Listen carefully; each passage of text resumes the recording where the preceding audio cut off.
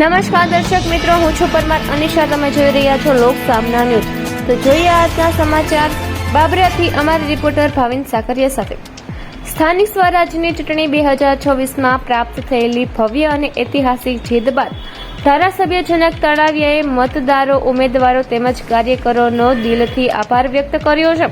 આ અવસરે ધારાસભ્યએ જણાવ્યું હતું કે આ જીત માત્ર ભારતીય જનતા પાર્ટીની જીત નથી, પરંતુ દરેક મતદારોનો વિશ્વાસ, કાર્યકર્તાઓની અવિરત મહેનત અને ઉમેદવારોના સમર્થનનું પ્રતિબિંબ છે.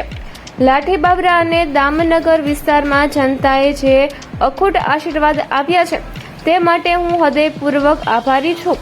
તેમણે આગળ ઉમેર્યું કે મતદારો દ્વારા આપેલો આ મંડેટ અમારી માટે નવી જવાબદારી લઈને આવ્યો છે. હવે આપણા દરેક વચનોને પૂર્ણ કરવાનું અને વિસ્તારમાં સર્વાંગી વિકાસને નવી દિશા આપવાનું અમારું મુખ્ય લક્ષ્ય રહેશે. પારદર્શક વહીવટ, ઝડપી વિકાસ અને જનકલ્યાણ માટે અમે સતત પ્રયત્નશીલ રહીશું. ધારાસભ્યએ તમામ વિજેતા ઉમેદવારોને અભિનંદન પાઠવતા જણાવ્યું કે આપ સૌએ જનસેવા માટે જે પ્રતિબદ્ધતા દર્શાવી છે તે અભિનંદનને પાત્ર છે. સાથે સાથે દિવસ રાત મહેનત કરનાર દરેક કાર્યકરો આ જીતનો સાચો હકદાર છે. તેમના પરિશ્રમ વિના આ સફળતા શક્ય ન હોય.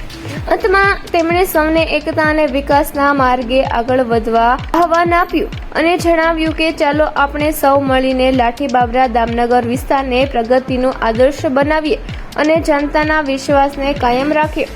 ધારાસભ્ય જનક તળાવિયાએ ફરી એકવાર તમામ મતદારો, ઉમેદવારો અને કાર્યકર્તાઓનો દિલથી આભાર વ્યક્ત કર્યો અને આવનારા સમયમાં વધુ ઉર્જા સાથે જનસેવામાં જોડાયેલા રહેવાની પ્રતિબદ્ધતા વ્યક્ત કરી.